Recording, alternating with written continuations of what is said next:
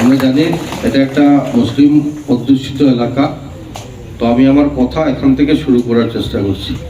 যে আপনারা জানেন ভারতীয় জনতা পার্টি পেছনে একটা তকমা আছে যে সাম্প্রদায়িক দল। আর 1980 ইংরেজিতে কিন্তু বস্তুতপক্ষে এর দলের সৃষ্টি হয়েছে।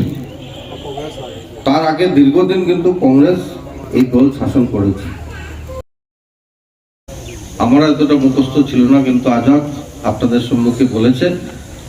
আন্তরিকভাবে আজাদকে আমি আমার ধন্যবাদ জ্ঞাপন করছি কথা স্মরণ করিয়ে দেওয়ার জন্য। আমরা জানি এটা একটা মুসলিম অধ্যুষিত এলাকা। তো আমি আমার কথা এখান থেকে শুরু করার চেষ্টা করছি। যে আপনারা জানেন ভারতীয় জনতা পার্টি পেছনে একটা তকমা আছে যে সাম্প্রদায়িক দল। আর 1980 ইংরেজিতে কিন্তু বস্তুতপক্ষে এর দলের সৃষ্টি হয়েছে। তার আগে দীর্ঘদিন কিন্তু কংগ্রেস এই দল শাসন করেছে। কিন্তু কোনোভাবে আমাদের লেগেছিল যে ভারতবর্ষের মানুষ আবার পরাধীন ভারতে বাস করতে শিখেছেন, যার জন্য রাষ্ট্রীয় স্বয়ংসেবক সংঘের কয়েকজন ব্যক্তিত্ব ওনারা গিয়ে একটা পলিটিক্যাল পার্টির জন্য আবেদন রাখেন। আর তখন পলিটিক্যাল পার্টির সৃষ্টি হয় জনসংঘ, তারপর জনতা দল, তারপর ভারতীয় জনতা পার্টি হয়েছে।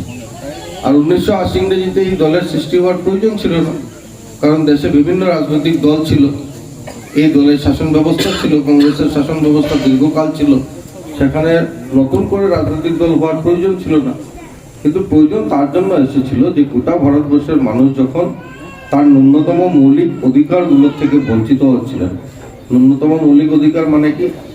বৈদ্যুতিক ব্যবস্থা, রাস্তাঘাট, পানীয় জল ইত্যাদি থেকে যখন বঞ্চিত হয়েছিলেন, তখন ভারতীয় জনতা পার্টির সৃষ্টি হয়। আর জন্মলগ্ন থেকে ভারতীয় জনতা পার্টি একটি কথাই বলে এসছে যে ভারতবর্ষের শাসন ব্যবস্থায় আসলে আমরা এই ন্যূনতম মৌলিক অধিকারগুলো যাতে ভারতবর্ষের মানুষ পায় তার জন্য আমরা সরব থাকব।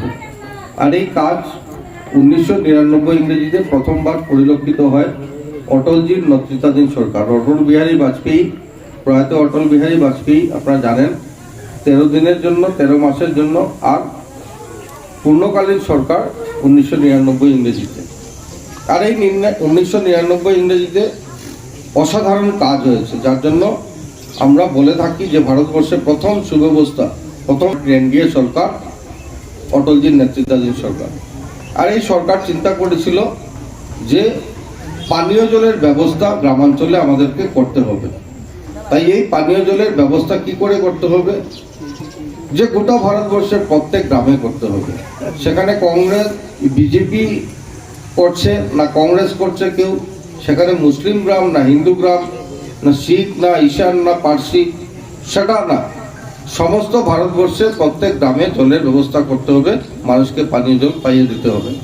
তার লক্ষ্যে আপনারা দেখেছেন যে সজলধারা প্রকল্পের নামে তদানীন্তন অটলজি সরকার এই কাজ শুরু করেছিল।